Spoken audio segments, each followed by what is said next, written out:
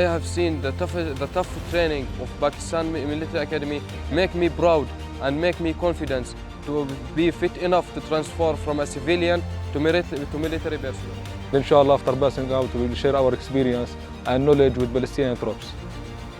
I'm motivated to go back to my country to protect my people because I here get very good training. I know how to protect my people and save my country.